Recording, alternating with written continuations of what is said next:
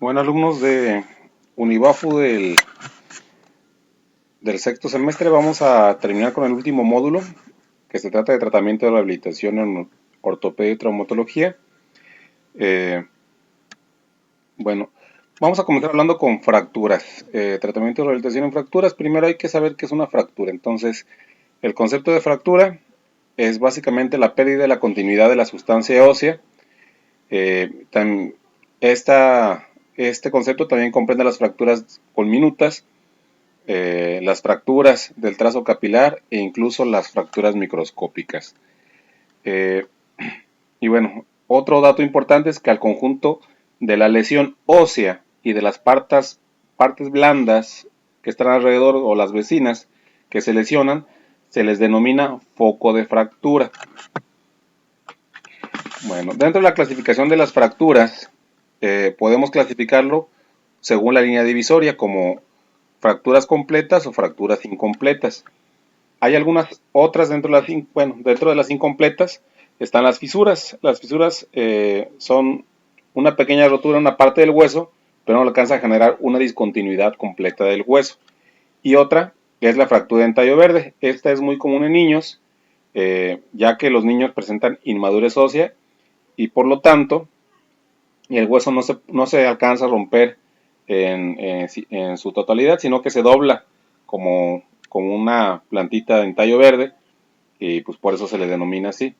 Así como en el estilo de la imagen, sí se rompe, pero no se alcanza a romper por completo. Otra clasificación de las fracturas es según el número de fragmentos óseos. Entonces, lo más común es que haya una sola fractura y que divida el hueso en dos partes. Pero también en algunos otros casos aparecen complicaciones en las que hay muchas porciones de hueso y es a lo que denominamos fractura conminuta. Otra clasificación de las fracturas es según la integridad de la piel. Eh, si se le dice que es una fractura abierta si rompe la piel y el tejido celular subcutáneo está expuesto, y hay fracturas cerradas cuando la piel está íntegra. Solamente se rompe el hueso y algunos tejidos por debajo de esta. Otra clasificación de las fracturas es según su localización. Entonces, dependiendo de la zona del hueso que se fracture, podemos clasificarlas en diafisiarias, epifisiarias y metafisiarias. Eso es en donde se rompa, ¿no? Y bueno, según la dirección que toma la línea de fractura, podemos clasificarlas en longitudinales, transversales, oblicuas y espiroideas. Bueno, en las longitudinales es básicamente que se rompe en una sola línea longitudinal o que, que la línea de fractura está en el lado más largo del hueso. La fractura transversa, pues como su nombre lo dice y como se muestra en la figura de arriba, solamente secciona el hueso por lo más delgado. En la oblicua pasa lo mismo, nada más que en una línea oblicua, y en la espiroidea pues sigue el espiral o se forma como una espiral en el trazo de fractura. Y bueno, desde el punto de vista funcional, podemos también clasificar a las fracturas. Por ejemplo, según la etiología, puede ser traumática, patológica o por fatiga. Si es traumática, es por algún accidente de intensidad alta. Si es patológica, significa que el hueso estaba lesionado previamente y un pequeño traumatismo hizo la fractura. Y si es por fatiga o por estrés, significa que el hueso está sometido a esfuerzos excesivos de forma repetida, aunque no de forma traumática, y puede llegar a romperse. Y por el mecanismo de producción, puede ser un mecanismo directo o un mecanismo indirecto. En el caso de los mecanismos directos, significa que el impacto fue directamente sobre la lesión y es el responsable de la fractura.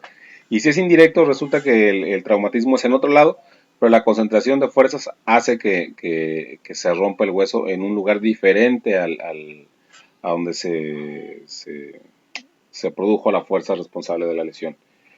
Ahora, por patrón de interrupción, pueden ser incompletas o completos, que ya vimos hace un momento, y por estabilidad pueden ser estables e inestables. En las estables hay tendencia, mejor dicho, no hay tendencia a que se desplacen los fragmentos, y en la inestable pueden desplazarse los fragmentos fracturados una vez que ha sido reducida o acomodada la fractura. Y bueno, también dentro de los factores que intervienen en la consolidación tenemos la carga. Sabemos que la influencia estimulante de la carga se conoce desde hace mucho tiempo, y hoy sabemos que en el tratamiento de las fracturas con yesos funcionales se consideran o deben considerarse dos aspectos básicos. Uno es la movilidad relativa a nivel del foco de la fractura, que puede estimular o no el callo óseo, y que la compresión intermitente puede ser beneficiosa durante la consolidación de la fractura. Entonces, son cosas muy importantes que tenemos que tomar en cuenta en la consolidación de la fractura. Otra cosa importante es el tipo de hueso afectado. Se sabe que el hueso esponjoso tiene una consolidación más rápida porque tiene una riqueza vascular mayor. Eh,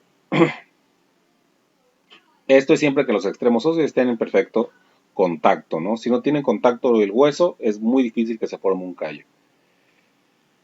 Y bueno, también otro factor que interviene en la consolidación son las partes blandas.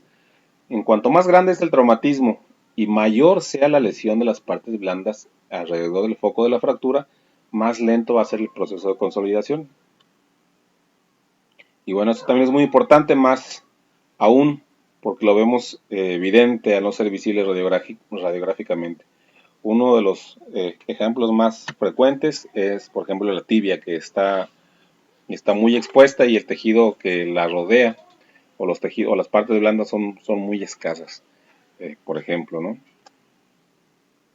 Bueno, otro factor importante de la consolidación es el tipo de fractura. Las fracturas conminutas normalmente se pierde la continuidad de la sustancia ósea, y puede haber desplazamientos graves de grandes fragmentos, y también los focos de fractura pueden ser abiertos, y todo eso o la pérdida de tejido blando alrededor de la fractura puede retrasar mucho la consolidación.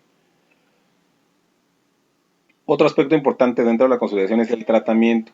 Si tenemos una reducción o a la hora de tratarlo la reducción fue inadecuada y tenemos interposición de partes blandas y los fragmentos están distraídos o están separados por exceso de tracción, y o la técnica quirúrgica que se empleó para tratar de unir el hueso roto fue mal hecha, puede inclusive deteriorar la vascularización dentro del hueso, y eso va a influir en el proceso de reparación de las fracturas. Entonces también la calidad del tratamiento que reciba la fractura es muy importante en la consolidación. Y bueno, los factores sistémicos tenemos la edad, las hormonas, la nutrición y las drogas. Todos estos van a influir en el proceso de consolidación. Sabemos que entre más joven es el individuo, tiene una mejor consolidación, a excepción de las fracturas de tallo verde. No es así, si se deja la fractura así, comienza a desarrollarse un callo en la parte fracturada, y en la parte que se quedó sana, comienza a crecer de manera normal y puede llegar a doblarse.